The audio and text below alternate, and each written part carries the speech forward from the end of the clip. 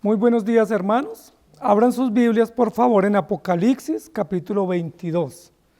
Nosotros estuvimos estudiando durante 3 domingos seguidos lo relacionado con algunos aspectos propios de la entrada o el ingreso a la patria celestial. Y durante 3 domingos seguidos miramos 3 condiciones o 3 pasos, por decirlo de alguna manera, o 3 aspectos o requisitos a través de los cuales nosotros podemos ingresar.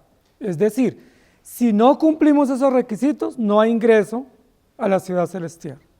La pregunta es, ¿ustedes quieren ingresar? Claro, yo también quiero. Yo toda mi vida he estado pensando y deseando y queriendo ingresar, queriendo llegar a la patria celestial. Pero la Biblia nos da unos requisitos o unos pasos o unos protocolos que nosotros debemos cumplir para poder ingresar. Y quien no cumpla esos requisitos o quien no esté dentro de esos pasos previamente estipulados no va a poder ingresar. No sé si ustedes recuerdan una parábola que Jesús dio, que fue la parábola de la gran cena.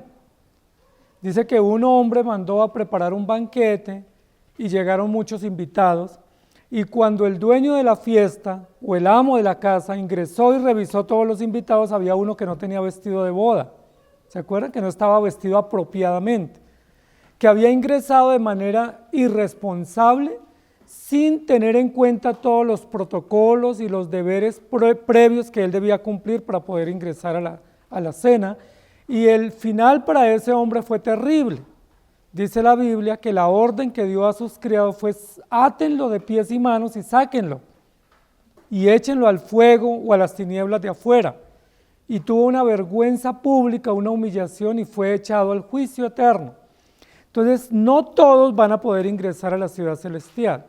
Y es importante que notemos eso, porque en algunos contextos nos han querido enseñar que cualquier persona que desee puede llegar al cielo.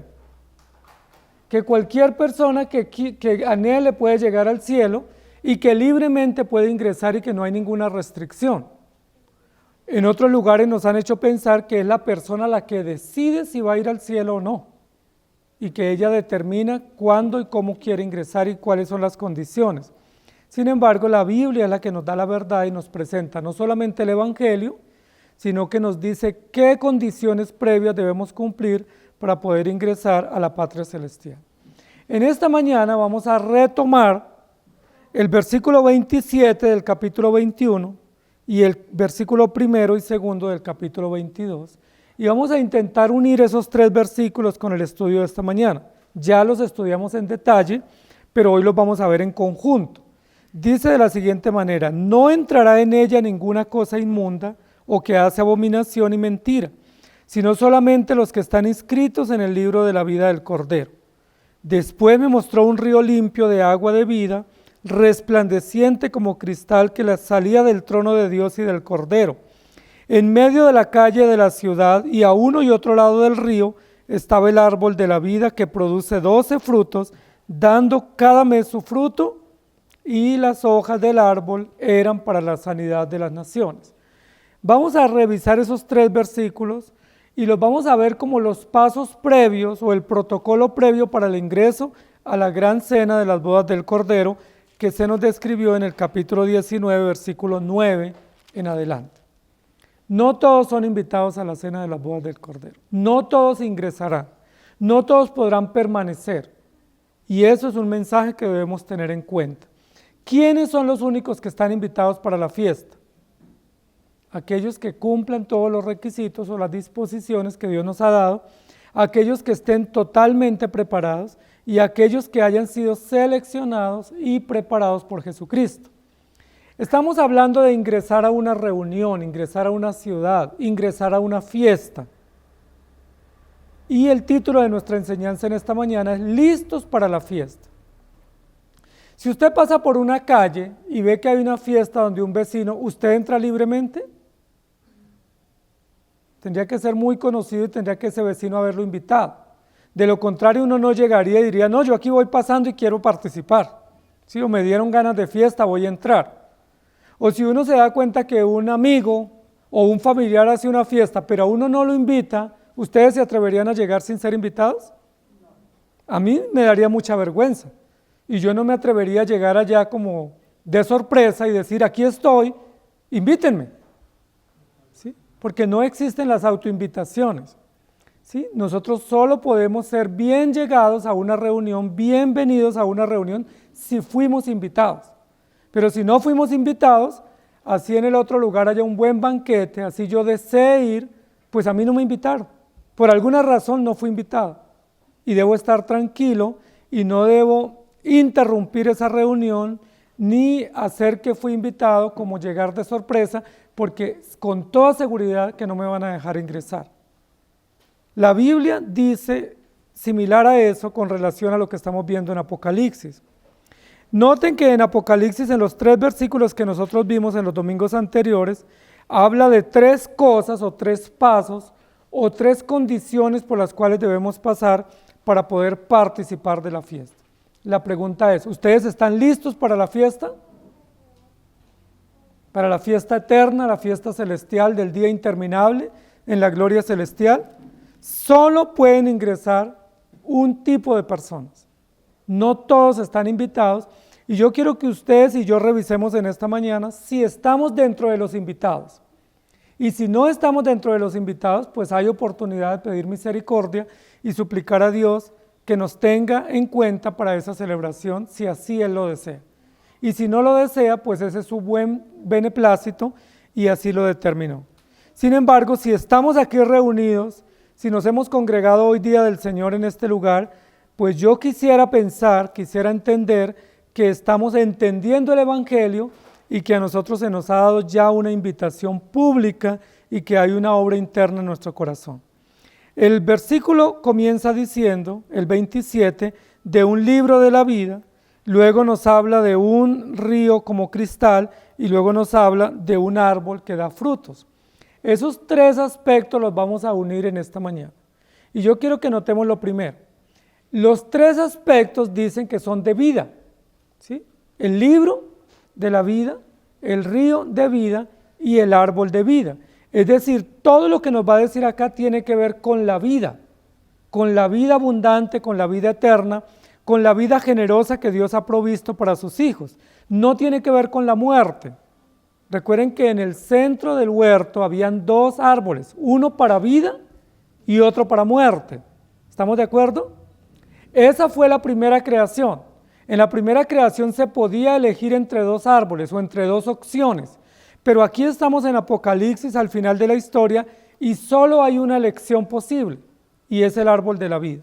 Solo hay una alternativa por la cual nosotros podemos optar o de hecho por la cual ya hemos sido dirigidos por la gracia y la bondad del Señor. Cuando nosotros vamos a cualquier lugar hoy en día o en una gran ciudad como la nuestra, no podemos llegar libremente, ni siquiera, por ejemplo, a un conjunto residencial, aun si viviéramos en el conjunto residencial. Nosotros llegamos y ¿qué tenemos que esperar? Que el portero nos abra. Y si el portero no nos abre porque no está, o porque no nos reconoce, o porque no nos distingue, o el portero es nuevo, pues ahí tendremos que identificarnos. Puede que no nos guste presentar la identificación. Si ¿quién es usted? ¿Para dónde va? Muéstreme su tarjeta de entrada o su cédula.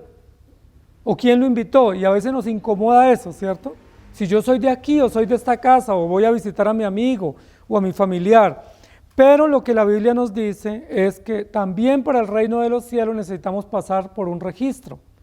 Si para un conjunto o para ir a un banco o para ir a una oficina o para ir a viajar necesitamos tener identificación, necesitamos tener un boleto para subir al bus o para subir al avión, necesitamos un boleto. O para entrar a la oficina necesitamos una cita previa o una invitación o una identificación, ¿cuánto más para entrar al reino celestial? ¿Sí? Recuerden que desde Apocalipsis capítulo 2 dice la Biblia que aquel que cree en Cristo se le dará un nombre nuevo. ¿Sí recuerdan? Una piedrecita blanca y un nombre nuevo, y ese nombre nuevo es la identificación nueva o la nueva naturaleza con la cual él puede tener permiso o tener el derecho de ingresar al reino de los cielos. Lo primero que yo quiero que miremos tiene que ver con el versículo 27, pero antes vamos a leer Eclesiastés 12:12. Dice, ahora hijo mío, a más de esto sea amonestado, no hay fin de hacer muchos libros y el mucho estudio es fatiga de la carne. El rey Salomón, que es el que escribe el libro de Eclesiastés, nos dice que ya en su época, que es una época antigua, aproximadamente 1000 años antes de Cristo, ya existían muchos libros escritos. No existía la imprenta, recuerden, se escribía en papiros o en pergaminos, pero en esa época ya habían muchos libros escritos, ¿sí? De muchos autores y pensadores y conocedores de los temas, pero el mismo rey Salomón nos dice que llegará el momento en que no hay fin o no hay oportunidad de hacer muchos libros, aunque ya existían. Judas capítulo 1, versículo 3, dice: amados, por la gran solicitud que tenía de escribiros acerca de nuestra común salvación, me ha sido necesario escribiros exhortándoos que contendáis ardientemente por la fe que una vez ha sido dada a los santos. Judas dice: yo escribí para que ustedes tengan claridad o conocimiento de lo que Dios nos quiere decir. Eso nos lo dejó por escrito. Y recuerden que Dios le dijo a Juan por lo menos 12 veces en Apocalipsis: escribe. En 2 de Timoteo capítulo 3, versículos 16 y 17 dice: toda la escritura es inspirada por Dios y útil para enseñar, para redarguir, para corregir, para instruir en justicia, a fin de que el hombre de Dios sea perfecto, enteramente preparado para toda buena obra. Los textos que estamos leyendo lo que nos dicen es que Dios quiso dejarnos por escrito su palabra, o su revelación, o su voluntad. Que Él, en medio de toda la complejidad en la antigüedad para la escritura y para la publicación, Él se tomó el tiempo y el dinero para invertir en este propósito, que fue la publicación de 69 rollos o 69 pergaminos que van a constituir el canon de las Sagradas Escrituras. Y ese canon es la palabra de Dios, nos ha sido escrita. Segunda de Timoteo dice: toda la escritura es útil. No dice todo pensamiento, no dice toda idea, no dice todo sentimiento, no dice todo sueño. ¿Qué es lo que dice? Toda escritura de Dios, toda la palabra de Dios es útil y tiene un propósito perfecto. Entonces vamos al versículo 27. 1:27 dice: no entrará en ella ninguna cosa inmunda o que hace abominación y mentira, sino solamente los que están inscritos en el libro de la vida del Cordero. Vamos a revisar con detalle el versículo 27. No entrará en ella. ¿Quién es ella? La ciudad celestial o la patria celestial o el reino de los cielos. No entrará en ella, no entrará. Categórico, ¿sí? Un imperativo, una decisión contundente y definitiva. Con toda certeza, a esa ciudad no entrará o no ingresará. ¿Quiénes no ingresarán? Habla de 3 características o condiciones de personas que muy probablemente deciden ingresar u optan por ingresar. ¿Quiénes son? Personas o cosas inmundas, es decir, sucias, sin la determinada rito de pureza o de justicia. Todo aquel que hace o practica cosas o acciones abominables, es decir, aborrecibles moral y legalmente por la ley de Dios, y todo aquel que hace o dice o practica la mentira. 3 condiciones son allí castigadas o censuradas que no pueden ingresar a la ciudad celestial.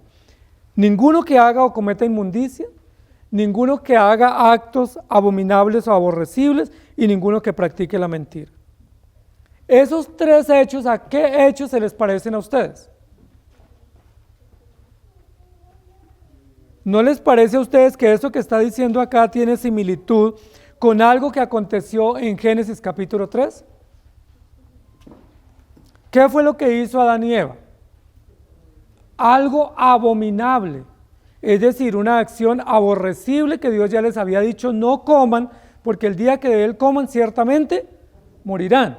Si ellos violaron esa norma, eso es un acto aborrecible o abominable, pero también ellos, según la Biblia lo describe, quedaron inmundos o sucios o se sintieron impuros. ¿Recuerda que se vieron desnudos y se escondieron? ¿Por qué?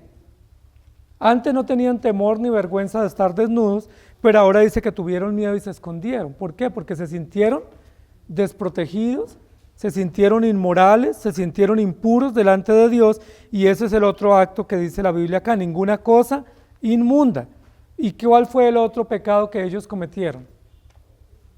Dijeron mentiras. Recuerden que Satanás dijo mentira, pero Eva también dijo mentira. Y cuando se justificaron, también dijeron mentiras. Porque cuando el Señor le pregunta a Adán y él dice, la mujer que me diste, ¿eso no fue una mentira? Claro, porque no había sido la mujer la que lo había hecho pecar, fue su propia decisión, él es responsable de su decisión. Y cuando le pregunta a Eva y ella dice, la serpiente me engañó, aunque tiene parte de verdad, no era toda la verdad, porque ella deliberadamente se dejó engañar, se envolvió en ese razonamiento y pecó. Entonces, prácticamente lo que está diciendo aquí en el versículo 27 es, Adán y Eva cometieron inmundicia, hicieron actos abominables y practicaron la mentira. Y por lo tanto ellos fueron expulsados o sacados del huerto o del Edén en el paraíso terrenal. Ellos fueron expulsados. Es decir, todo lo inmundo, lo abominable y lo mentiroso es expulsado o es sacado y no tiene cabida. Y luego continúa diciendo, sino solamente, es decir, ¿quién entrará? Solamente los que estén inscritos en el libro de la vida del Cordero. Y aquí es donde yo quiero que nosotros notemos un poco el énfasis que está haciendo el texto. Solamente entrarán, o solamente están invitados, o solamente se le permite el ingreso a aquellos que estén registrados, o que estén inscritos, o que aparezcan allí en el documento o en el libro como invitados para poder participar de esta celebración. Solo los que estén inscritos, y habla de una inscripción previa o un registro previo, no es un registro en el momento que se realice, sino un escrito anticipado, un registro con anterioridad, dice que aparezcan inscritos en el libro de la vida del Cordero. Entonces, ¿qué es lo que nos está diciendo aquí este versículo? Lo primero que nos está diciendo es que para poder ingresar a la fiesta, ¿qué es lo que se va a validar a la entrada? Que usted esté registrado. Si usted está registrado, primero fue porque fue invitado, ¿sí? Y porque usted está cumpliendo las disposiciones, y la primera disposición es ser invitado a la fiesta, ser invitado a esta celebración o a este disfrute eterno del reino. Al haber sido invitado, tuvo que haber sido registrado. Aquel que lo invitó lo tuvo que registrar. No se le puede haber pasado por alto que hubiera puesto su nombre y sus datos para que en el momento en que se revise o se valide en el ingreso, puedan encontrar nuestro nombre y nos digan, sigue por favor, eres invitado, sí, estás en el registro. Y eso nos da mucha alegría cuando están revisando y dicen, sí, claro, ¿cómo es su apellido? ¿Cómo es su nombre? Ok, bienvenido, siga. No hay ningún problema con usted, usted es invitado, usted nos representa seguridad, usted nos representa pues una persona que es asequible a la invitación y que usted puede ser bienvenido porque usted fue incluido en este registro. Aquí habla de una inscripción previa. La pregunta es, ¿cómo somos inscritos? ¿Sí? ¿Qué necesitamos para ser inscritos en el libro de la vida? Hay otros lugares de la Escritura donde dice que ese registro se dio antes de la fundación del mundo. Y también la Biblia dice que Jesucristo nos compró o nos redimió con su sangre. Yo quisiera que ustedes recordaran conmigo, hiciéramos una imagen visual, gráfica, del tabernáculo antiguo que Dios estableció en el desierto, que Moisés construyó. Recuerden que el tabernáculo tenía básicamente 3 partes, ¿sí? Cuando las personas ingresaban, lo primero que se encontraban era el atrio, ¿sí? O la entrada o el patio exterior, así también se llamaba, el patio exterior. En ese patio habían 2 elementos muy importantes, que no podían pasar desapercibidos y que todos los que ingresaban ahí los veían. No eran elementos pequeños ni estaban en una esquina o refundidos, sino que estaban en el centro. ¿Sí? Hagamos de cuenta que este es el patio, ¿sí? Esta es la entrada. Uno entraba y lo primero que se encontraba era el altar del sacrificio. Ese era un altar grande, ¿sí? La Biblia nos da los materiales, toda la descripción, y era un lugar donde se ponían los animales que eran sacrificados. Y había un lugar donde se recogía la sangre, y tenía pues muchos elementos este altar, pero era muy importante y era visible, no era algo diminuto. Si es como que usted llegue a una casa y no pueda ver una mesa en el centro, ¿sí? O la mesa del comedor, ¿sería que alguien no la vería? Uno llega a una casa y uno ve unos sofá o ve una mesa grande porque son detalles muy grandes, principales de la sala o de la casa. O si entramos a una habitación, ¿qué es lo primero que vemos? Pues una cama, ¿sí? De pronto no pudiéramos ver un detalle pequeño en la habitación como un cuadro o el lugar donde se ponen las llaves o una caja fuerte, porque son detalles un poco más escondidos. Pero si llegamos a una habitación es imposible no ver la cama. O si llegamos a una sala, imposible no ver las sillas y la mesa o al comedor. Entonces era imposible que alguien no llegara al atrio o que alguien ingresara al atrio o al patio y no viera el altar. El altar era el primer elemento y era el elemento más grande de toda la construcción del tabernáculo. De todos los elementos construidos, era el más grande, el más visible y el que tenía acceso público. Cualquiera lo veía. Sí, era solamente pasar por el patio y ya veían ese elemento que era grande y que era muy importante. Todo personaje que ingresaba al tabernáculo tenía que pasar por el altar del sacrificio. ¿Qué se hacía en el altar del sacrificio? Su nombre lo dice, ¿cierto? Se hacían sacrificios. Era allí donde se traían los corderos, era allí donde se degollaban junto al altar, era allí donde se tomaba toda la sangre y donde se hacía toda la celebración, se ataba ese animal encima del altar del sacrificio y se hacía toda la operación que Dios había estipulado con todas las indicaciones. Había un grupo grande de levitas y un grupo grande de sacerdotes que participaban de esta celebración y había un gran grupo de espectadores que estaban alrededor del altar del sacrificio observando lo que se realizaba y generalmente todos los espectadores eran pasivos allí. Es decir, no podían estar gritando, no podían estar cantando, no estaban orando, todos eran espectadores pasivos.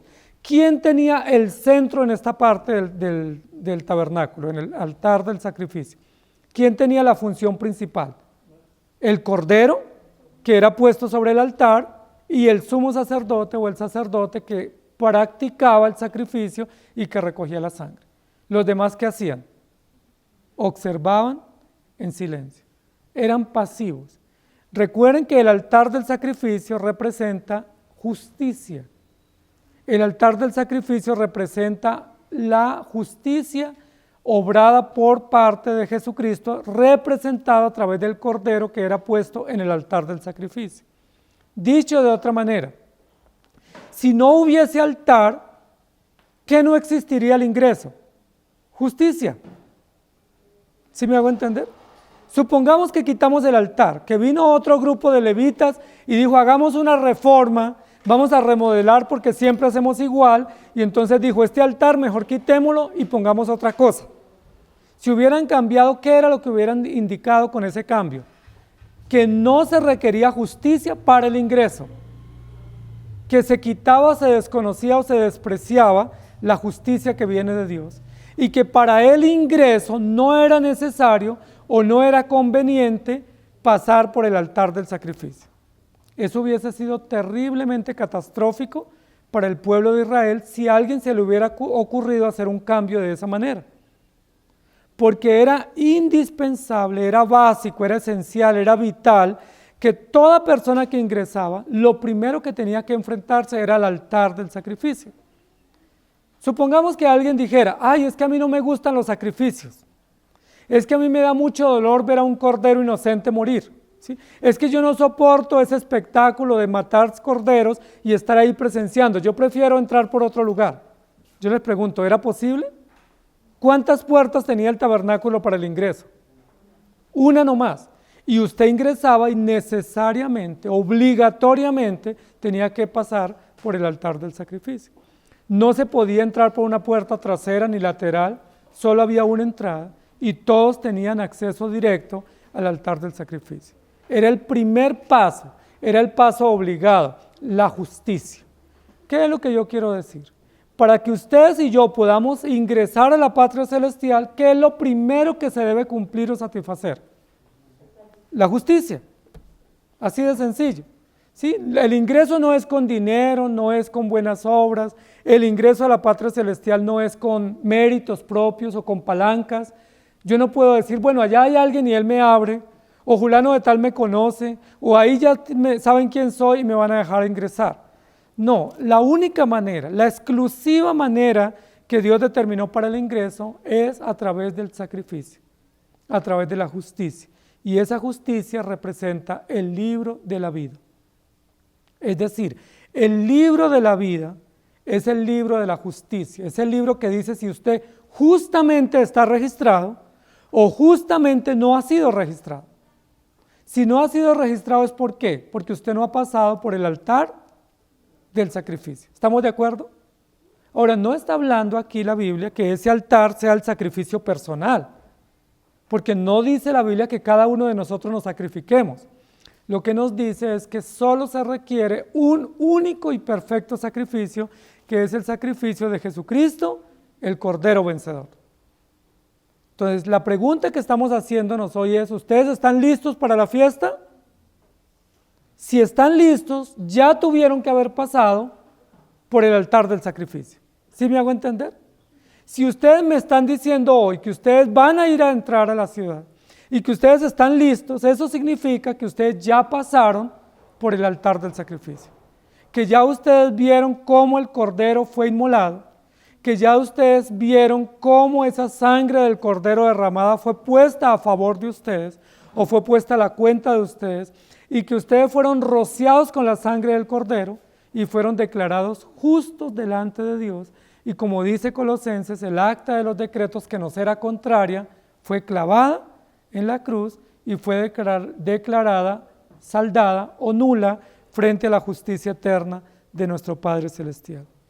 Por eso el versículo 27 dice, no entrará ninguna cosa inmunda o ninguna cosa o persona que no pase primero por la justicia de Dios o que no pase primero por el altar de la justicia que absuelve, de la justicia que carga la culpa y de la justicia que se pone en el lugar a favor de aquellos que son pecadores o que están bajo condenación. Así como cuando vamos a ingresar a una reunión, lo primero es revisar el listado, si aparece nuestro nombre allí, si nuestra identidad está allí registrada y nos dan ingreso o nos dan acceso. De igual manera dice la Biblia que a la entrada en el reino celestial, lo primero que va a haber es una validación de datos. Y esa validación de datos va a estar condensada en el libro de la vida. Si cuando se abra el libro de la vida su nombre aparece allí, eso significa que usted ya pasó por el altar de la justicia y que usted fue admitido a esta celebración y que usted fue registrado en este libro precioso de las bodas del Cordero. Miren que está terminando el versículo 27 diciendo los que estén inscritos en el libro de la vida del Cordero. ¿Quién es el que hizo el registro? Jesucristo. ¿Quién es el que tiene en custodia ese libro? Porque si ese libro se lo dejaran a cuidar a alguien, pues fácilmente pudiera incluir a otros o borrar a otros. Pero ¿quién es el que tiene la custodia de este libro? El Cordero.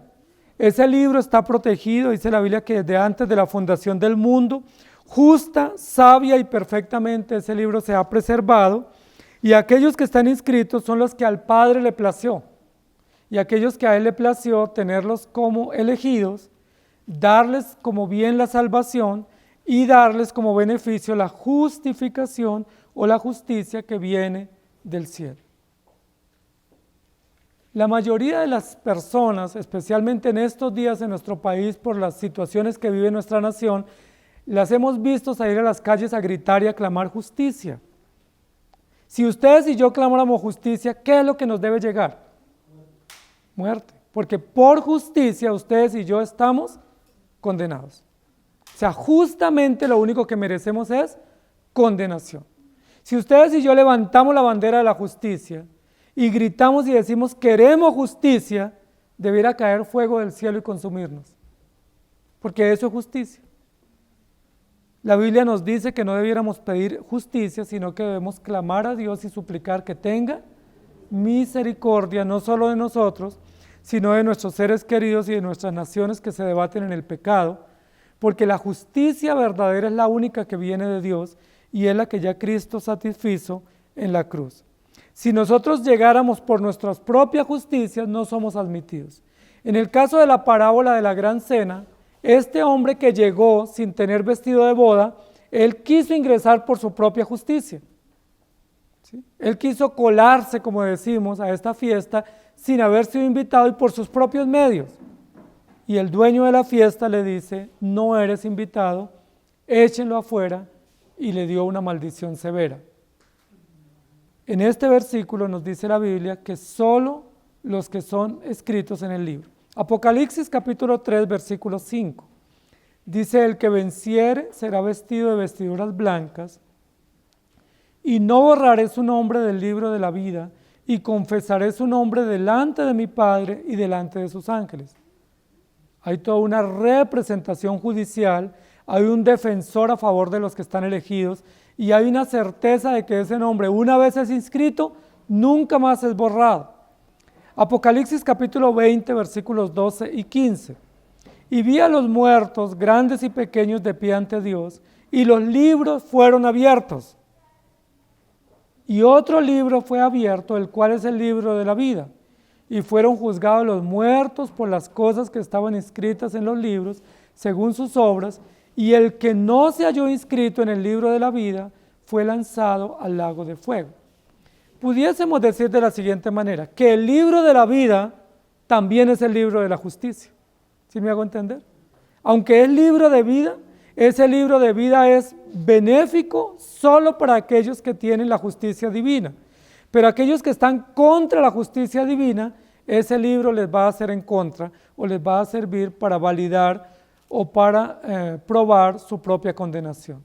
Lucas capítulo 10, versículo 20, dice, pero no os regocijéis de que los espíritus se os sujeten, sino regocijaos de que vuestros nombres estén inscritos en los cielos.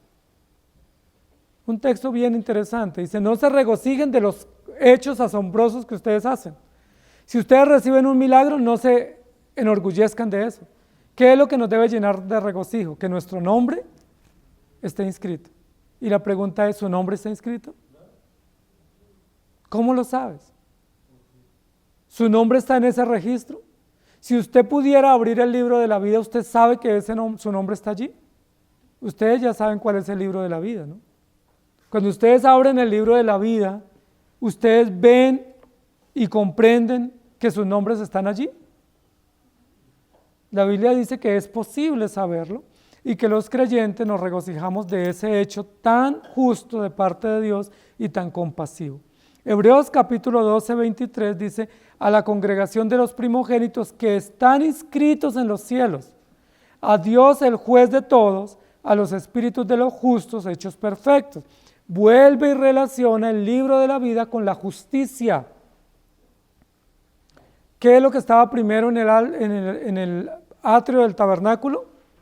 El altar del sacrificio. Capítulo 22, versículo 1. Dice la Biblia de la siguiente manera. Después me mostró un río limpio de agua de vida, resplandeciente como cristal, que salía del trono de Dios y del Cordero.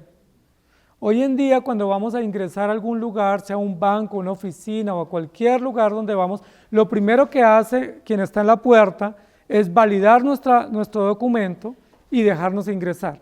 Pero una vez ingresamos, pasamos a un lugar que se llama una zona de higiene o una zona de purificación o una zona de un protocolo de limpieza. ¿Sí? ¿Por qué? Porque aunque nos dejaron ingresar, es necesario un segundo paso y ese segundo paso tiene que ver con limpieza o con santificación. ¿Recuerdan lo que estamos recordando del tabernáculo?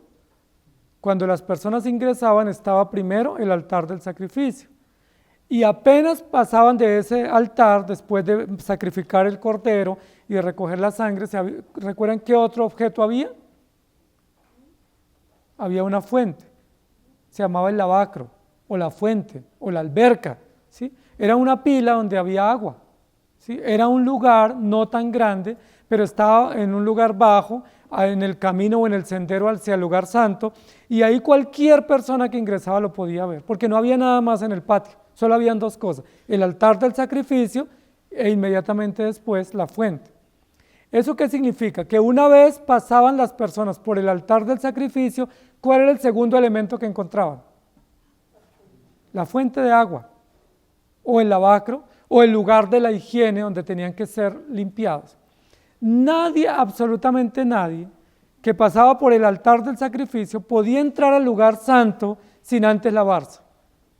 Dice la Biblia que tenían que lavarse las manos y los pies y tenían que hacer un acto de purificación o de limpieza o de higiene para el ingreso. Porque lo que nos está diciendo la Biblia es ninguna cosa inmunda podrá ingresar. Listo, ya fuimos lavados con la sangre de Cristo, ya fuimos admitidos por su justicia, ya fuimos lavados de nuestra condición culposa y ahora podemos ingresar. No, no se puede ingresar aún así. Ya la justicia fue puesta a nuestro favor, pero ¿qué se requiere además de justicia? Santidad. Santidad. Sin santidad nadie verá al Señor.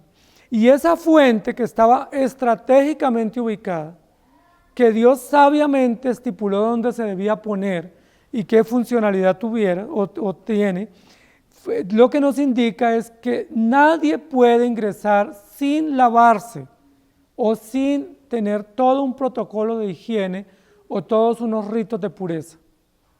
Y es bien importante eso. Imaginémonos que a alguien se le da por ingresar sin lavarse. ¿Ustedes creen que era admitido al lugar santo? ¿Quiénes estaban observando que se cumplieran todos los protocolos en la entrada al tabernáculo? Los levitas. Los levitas eran los encargados de vigilar que se cumplieran estos protocolos, pero también el sacerdote. Pero si en el caso hipotético alguien se ingresaba sin lavarse, Dios lo podía matar estando adentro. Recuerden que la Biblia dice que Dios no se agradaba de muchos y los mataba, o al ingreso o a la salida, porque ellos no estaban respetando las disposiciones que Dios había dado. En el capítulo 22, versículo 21 dice, había un río limpio, resplandeciente que salía del trono. La pregunta es, si había un río, ¿para qué sirve? No era de adorno, porque esta ciudad celestial no tiene ninguna cosa ornamental. Todos los elementos que tiene son útiles y son básicos para comprender el propósito de nuestra estadía allá. No pudiéramos decir es que cada una de esas cosas eran como adornos para embellecer. El río que había en el huerto era para tomar, para consumo y para baño. El río por el que cruzaba por Babilonia, que era el Éufrates, también era para agua de consumo y para higiene. El río Jordán también. Todos los ríos que hay en el campo se usan no para belleza, sino para uso, para riego, para consumo y para higiene. Si hay un río en la ciudad celestial, pues no es ornamental, es un río que cumple una finalidad. Aquí se nos presenta de manera simbólica, pero no es simplemente simbólica, sino que cumple una finalidad. ¿Cuál es la finalidad de ese río en la ciudad celestial? Indicarnos, enseñarnos y llevarnos a comprender que para ingresar a la ciudad necesitamos ser santificados o ser lavados. Si a usted lo invitan a una celebración, a una fiesta, a un banquete, ¿usted va de cualquier manera? ¿O usted primero se asea? Yo creería que todos nosotros pensamos en un buen tiempo, un buen rito de aseo, un buen tiempo de higiene, para luego sí vestirnos y luego salir a la fiesta. ¿Sí? No se nos ocurriría ir sucios, con malos olores, con mala presentación, porque pues no haríamos honor a la reunión a la cual nos invitaron. Cuando nosotros venimos al día del Señor, ¿cómo venimos? ¿Sí se lavan ustedes antes o no? La Biblia lo que dice es para poder llegar debemos primero haber sido lavados o debemos lavarnos. Y la Biblia habla de lavarnos con agua y jabón y con suficientes elementos que nos limpien nuestras inmundicias y que nos laven toda la suciedad y las impurezas. El agua en la Biblia cumple una simbología de pureza o de santidad o de santificación. Recuerden que nosotros, Dios nos delegó una ceremonia sacramental que practicamos con frecuencia. ¿Se acuerdan cuál es esa ceremonia en la cual usamos agua? El bautismo. ¿Sí? El bautismo es una ceremonia que viene, según la Biblia lo registra en Hechos 2, como posterior al arrepentimiento. En Hechos 2 dice, arrepiéntanse y bautícese. Es decir, los que hemos sido llamados en justicia, o los que hemos sido declarados justos por la obra preciosa de Jesucristo, tenemos un segundo paso obligatorio. ¿Cuál es? El bautismo. ¿Qué representa el bautismo? Limpieza. Que pertenecemos a Cristo, pero que hemos sido lavados. Recuerden que el bautismo no es con sangre, el bautismo se oficia con agua, y el agua representa limpieza. Asimismo, a la entrada al lugar santo había una fuente. Todos, absolutamente todos, tenían que lavarse para que pudieran tener el derecho de ingresar, porque lo que ellos testificaban es, ya yo fui justificado en el altar del sacrificio, ahora yo tengo un deber de santificarme. Noten lo siguiente, amados hermanos, en el altar del sacrificio, ¿recuerda que les dije que cómo estaban los espectadores? ¿Cuál era la actuación de ellos? Pasiva, ¿recuerdan? Pasiva, recibían, no hacían más, solo recibían pasivamente. Pero cuando llegaban a la fuente, ¿cómo era su participación? Activa. No había quien le lavara los pies, no había levita lavándole los pies y las manos. ¿Qué tenía que hacer cada uno? Agacharse, recoger agua, meter sus manos, lavar sus manos y lavarse sus pies. Si alguien no se lavaba bien, ¿de quién era la responsabilidad? De esa persona, porque no se hizo una buena higiene, porque no se limpió bien. Es decir, en el altar del sacrificio totalmente pasivos, en el lavacro o en la fuente totalmente activos. ¿Eso qué significa? Que cuando Dios opera justicia en nosotros a través de sus sacrificios, estamos totalmente muertos y no cooperamos o no aportamos absolutamente para nuestra justificación, porque estamos muertos en delitos y pecados y somos simplemente receptores de esa justicia que nos viene por gracia. Pero una vez hemos sido declarados hijos de Dios, justificados por gracia, y comienza nuestra caminata espiritual o nuestro peregrinaje espiritual, ¿cómo somos delante de Dios? ¿Seguimos siendo pasivos? ¿O nos convertimos responsablemente en activos? Somos activos. Es decir, de ahí en adelante hay un alto grado de responsabilidad en todo lo que hacemos. Ya usted no puede decir, no, pues que Dios venga y me lave las manos, o que alguien venga y me lave. No, porque cada uno es responsable de lavarse. Yo les pregunto, ¿cuántas veces al día ustedes se hacen higiene? De sus manos, de su cuerpo, de su boca. Pues muchas veces, ¿cierto? ¿Sí? Con mucha frecuencia, con mucha regularidad tenemos que ducharnos, tenemos que vestirnos, tenemos que cepillarnos, tenemos que lavarnos las manos, tenemos que aplicarnos desodorante, fragancia.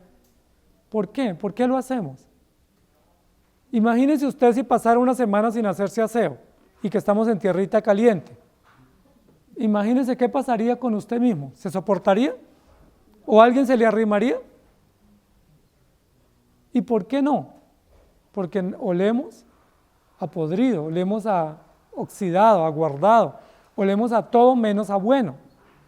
¿Por qué entonces nosotros tenemos que cuidar nuestra higiene personal? Porque es nuestro cuerpo, porque nosotros queremos sentirnos bien y oler a rico, y porque queremos que cuando nos arrimemos a alguien, pues ese alguien no salga corriendo, ¿sí? No se sorprenda de nuestras fragancias, sí, que nuestra cercanía a alguien sea grata o agradable.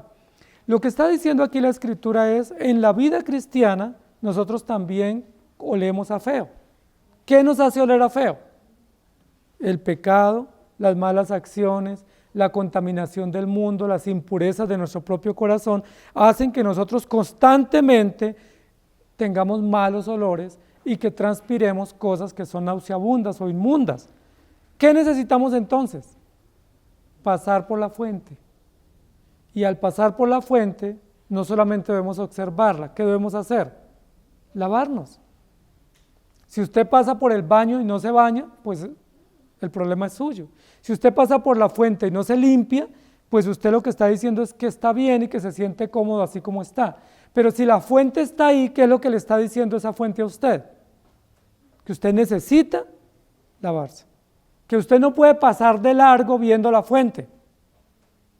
que tiene que limpiarse porque usted no está apto para ingresar, y ese es el segundo paso, tiene que ver con la santidad. Vamos a leer algunos textos de apoyo. Jeremías 2:13.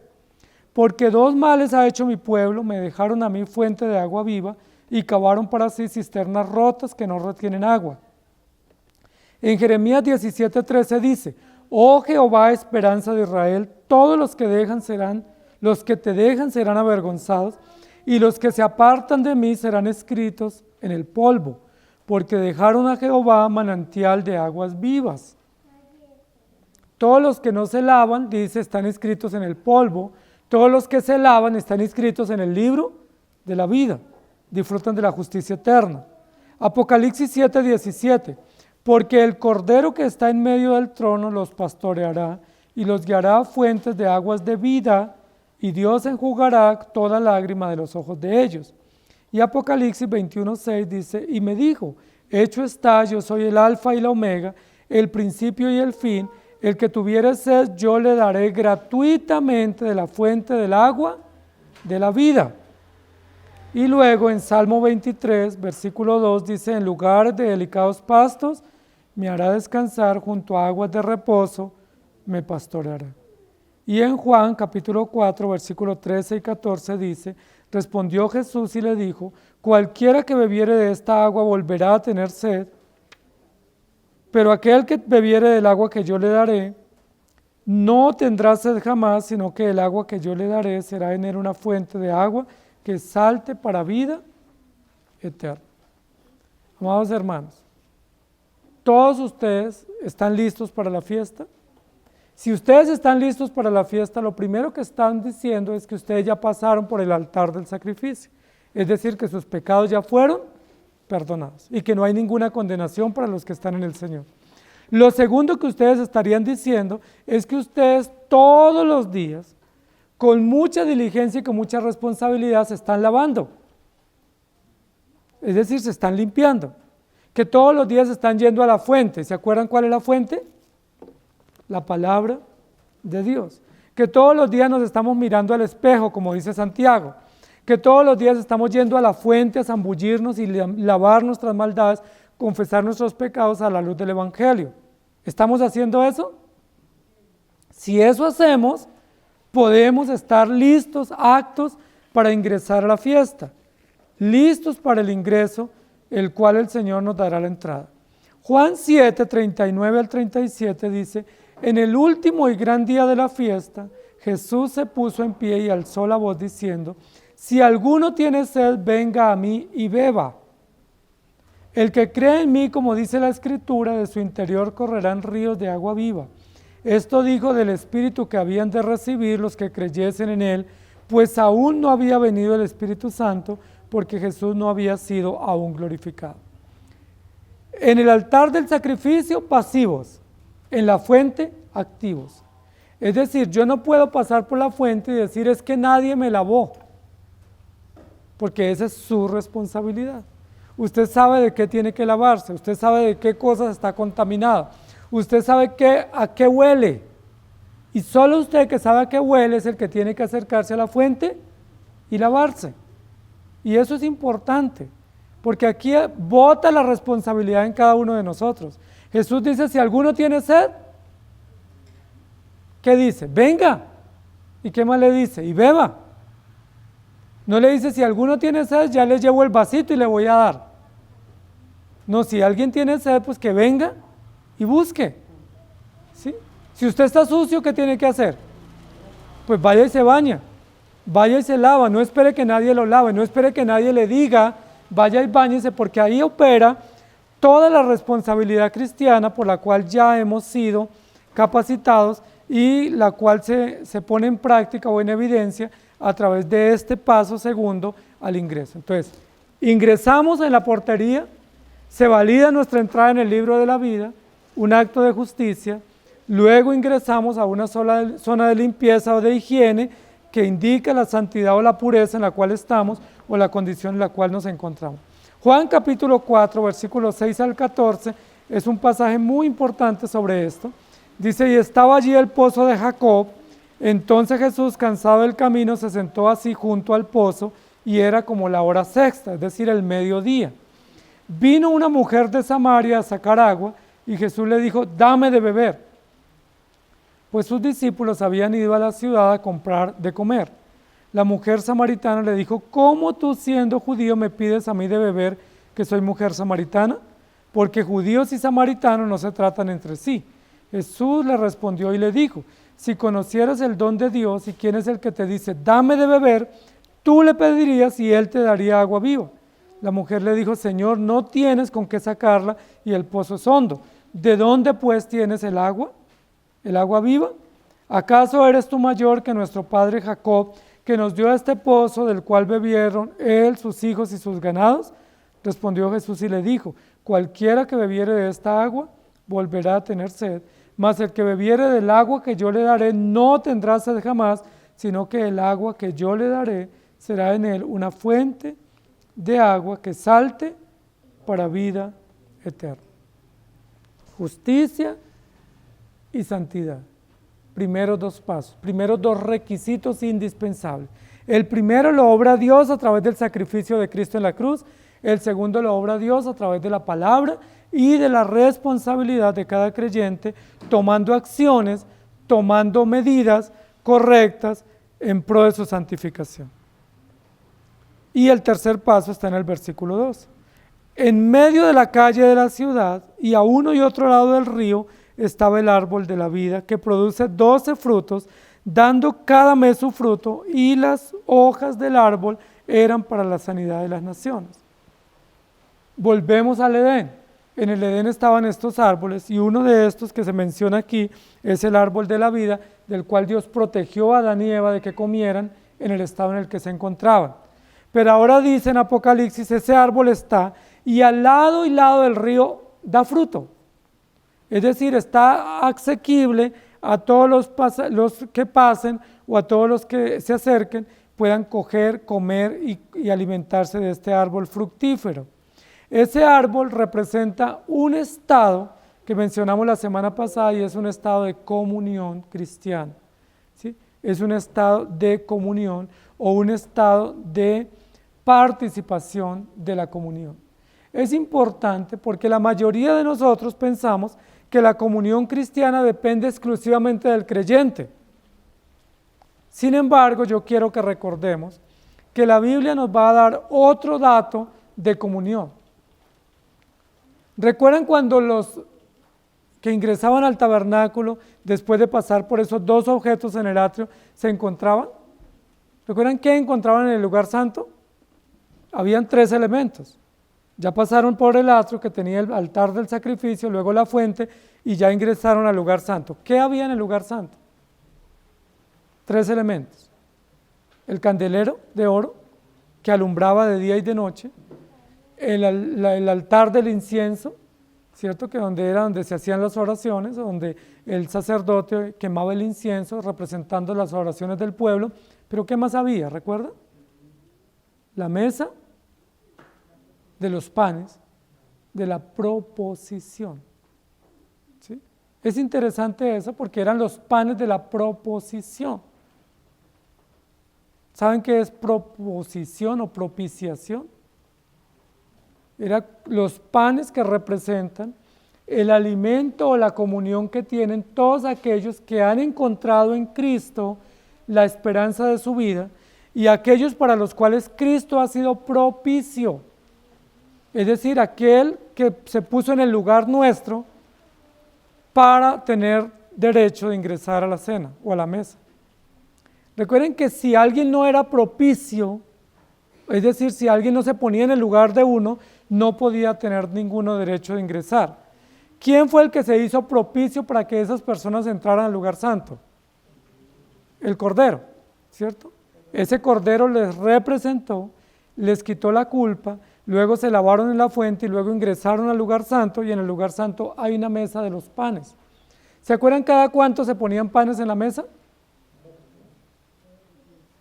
Se ponía una vez en la semana, pero tenían que todos los días la mesa estar con los panes. No se podía dejar ni un segundo que la mesa no tuviera los panes allí. Cuando se hacía el cambio, dice la Biblia que venían los levitas, ¿cierto?, con la bandeja de los nuevos panes y levantaban una y ponían la otra. Y cambiaban estos panes semanalmente, pero no podían decir, bueno, pues hoy me llevo estos y más rato traigo los otros. No se podía hacer, porque esos panes, ¿qué representan? El cuerpo del Señor, representa el alimento espiritual y representan que nosotros tenemos vida y comunión a través de Jesucristo. ¿Estamos de acuerdo? Entonces tenemos una señal de sangre a la entrada, luego una señal de agua en el intermedio y la tercera señal es un alimento, un pan. ¿A qué les parece a ustedes eso? ¿Se acuerdan que tenemos una ceremonia que también celebramos con frecuencia, los creyentes? ¿Cómo se llama esa ceremonia? La cena del Señor, o la mesa del Señor, o la comunión que testificamos públicamente de que Cristo nos da a través de su cuerpo y de su sangre. Esa mesa es muy importante para la iglesia. Nosotros cada mes celebramos la mesa del Señor. No se nos ha pasado de celebrar, no se nos ha olvidado. ¿Por qué? No se nos puede olvidar, porque esa mesa representa que Cristo es nuestro alimento y que Cristo es el que nos da comunión. Es decir, ustedes y yo estamos en comunión con Cristo a través de su cuerpo puesto en la mesa como símbolo. Recuerden que esa mesa estaba en el lugar santo, era la mesa de la comunión, era la mesa del símbolo del pan, la mesa que representaba la comida que comía el pueblo de Dios. ¿Se acuerdan cuántos panes había en esa mesa? ¿Sí recuerdan? 12 panes sin levadura. ¿Y qué representaban esos 12 panes para el pueblo? El alimento o la provisión o la comunión para las 12 tribus. Recuerden que aquí en Apocalipsis hemos visto 12 también, ¿se acuerdan? Recuerden que aquí en la ciudad celestial habla de 12 piedras, 12 puertas, 12 nombres, 12 perlas. Y ahora nos va a recordar que hay un árbol que produce 12 frutos. ¿Recuerdan?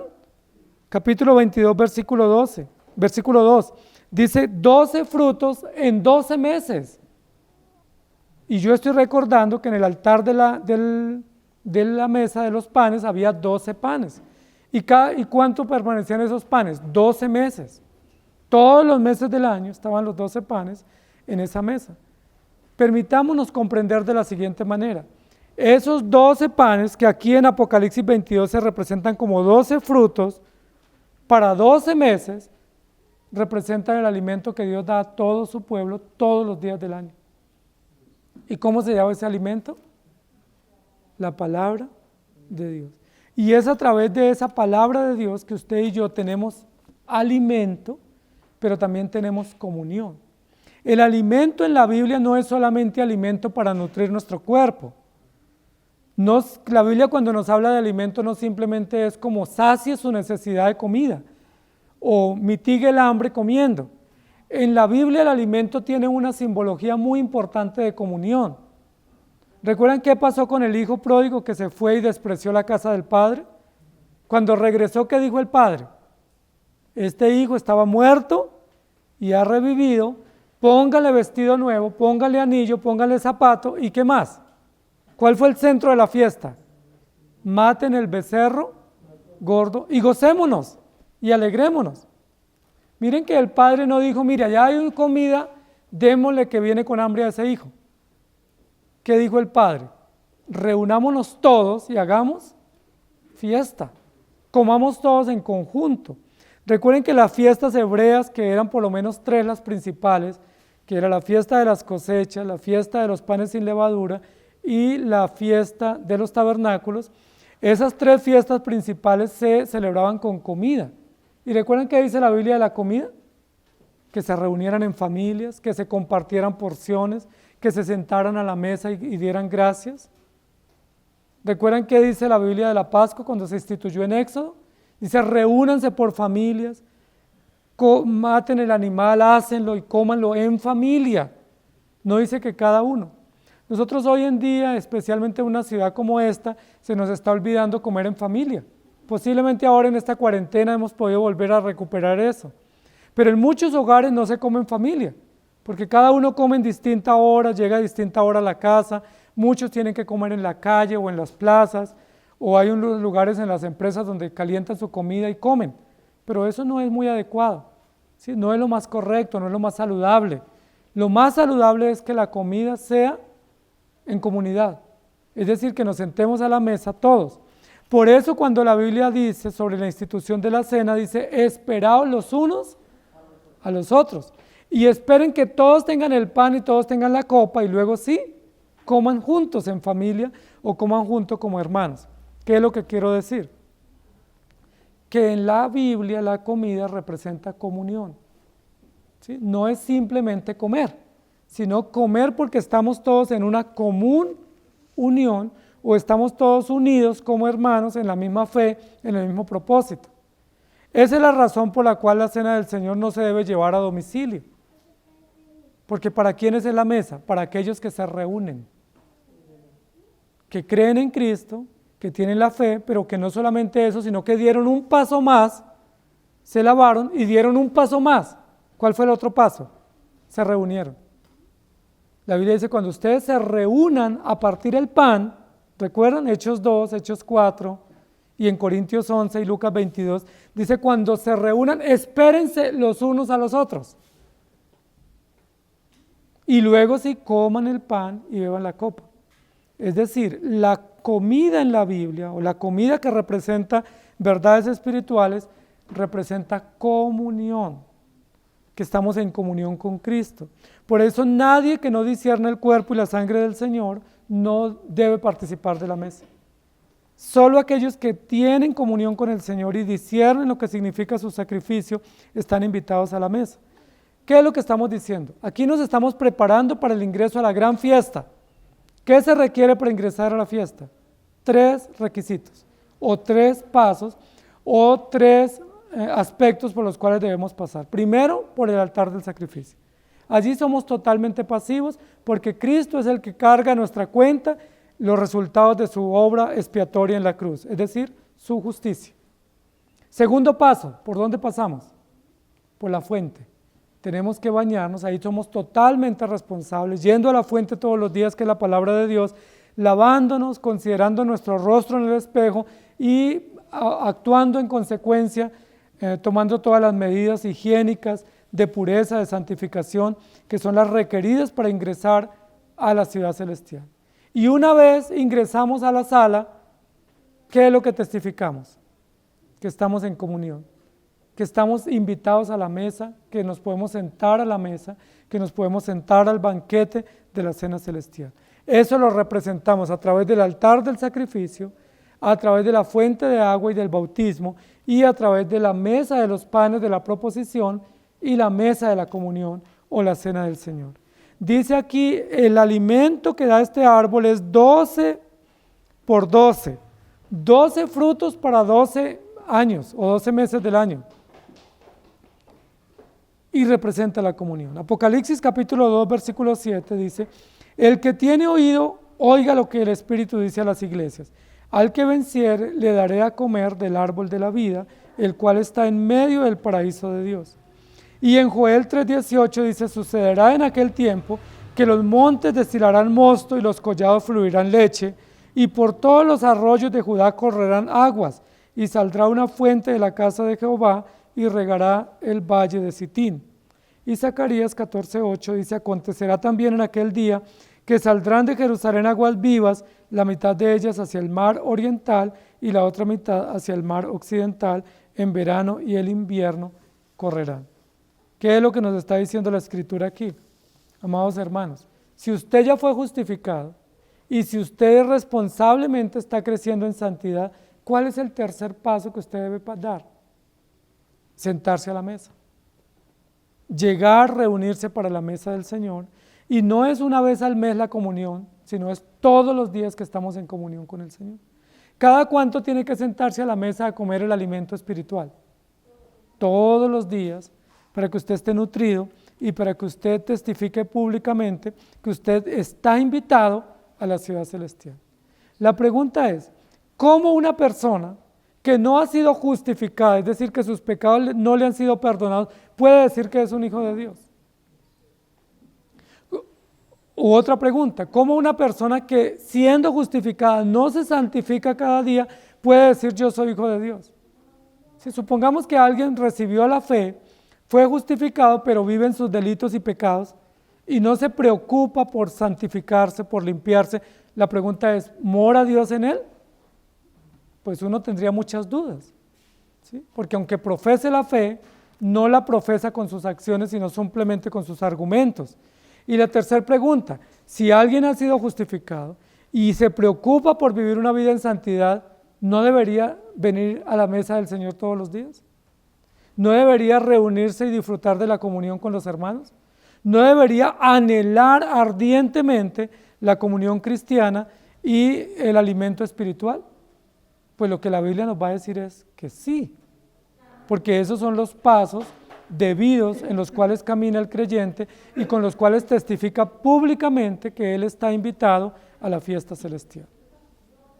Santiago capítulo 4, versículo 4 dice, oh almas adúlteras, ¿no sabéis que la amistad del mundo es enemistad contra Dios? Cualquiera pues que quiera ser amigo del mundo se constituye enemigo de Dios. Y esto es una instrucción, una exhortación para los creyentes. Segunda de Corintios 6, 17 y 18. Por lo cual salid de en medio de ellos y apartaos, dice el Señor, y no toquéis lo inmundo, y yo os recibiré, y seré para vosotros por Padre, y vosotros me seréis hijos e hijas, dice el Señor. Y Eclesiastés 2:17 dice, aborrecí por tanto mi vida, o la vida, porque la obra que se hace debajo del sol me era fastidiosa, por cuanto todo es vanidad y aflicción de espíritu. Y al aborrecer mi vida, me fui en dirección al Señor, caminé en dirección a la presencia de Dios para recibir su cuidado y su dirección. Amados hermanos, ¿están listos para la fiesta? Si ustedes dicen amén, significa que ustedes ya fueron justificados, que ustedes están siendo santificados y que ustedes están en comunión.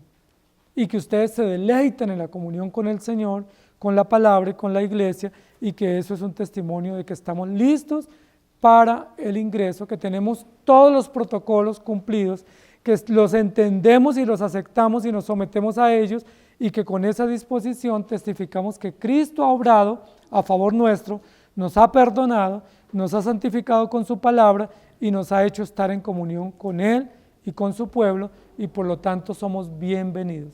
¿Recuerdan cuál es la consigna que reciben los de la derecha? Venid benditos de mi Padre al gozo eterno, ¿sí? O bienvenidos a la patria celestial, o sea bienvenido a esta gran celebración eterna, porque tú has sido santificado, justificado y estás en comunión. Que el Señor nos ayude para que ese día glorioso, inesperado, cuando llegue, podamos responder correctamente, pero que mientras estamos aquí, mientras estemos aquí, demos testimonio adecuado de nuestra vida y de nuestra fe con nuestras acciones. Amado Señor, te damos gracias por tu palabra. Gracias por recordarnos, por enfatizarnos una vez más cuáles son los pasos, cuáles son las medidas, cuáles son los procesos por los cuales debemos pasar. Y gracias por recordarnos que todo eso lo obras tú en nuestro corazón. En algunas partes totalmente pasivos, en otra parte activos, pero en los unos y en los otros tú siempre obrando. Tú nunca nos dejas a la deriva. Tú nunca dices, yo ya hice mi parte, ahora haces tú la tuya. Tú siempre dices, yo te llevaré de la mano. No temas ni desmayes, yo estoy contigo. No desmayes, no te angusties, yo no te dejaré ni te desampararé. Eres tú quien nos lleva de la mano y nos presentas delante del Padre. Eres tú quien nos aseguras la justicia que viene del cielo. Eres tú quien aplicas la obra santificadora en nuestro ser a través de tu palabra y usando diversos medios. Y eres tú quien aprueba la comunión a través de los medios que nos has dejado, como la palabra y la comunión con la iglesia. Gracias te damos, Señor. Estamos aquí dando testimonio público de que tú nos has llamado, nos has elegido y nos estás preparando para el momento glorioso cuando nos dé la bienvenida al trono celestial.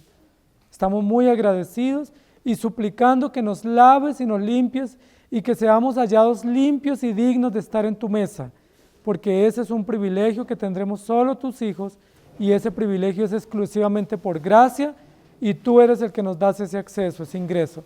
Por eso suplicamos a ti, y también te agradecemos. En el nombre del Señor Jesús. Amén. Que el Señor les bendiga, querida iglesia.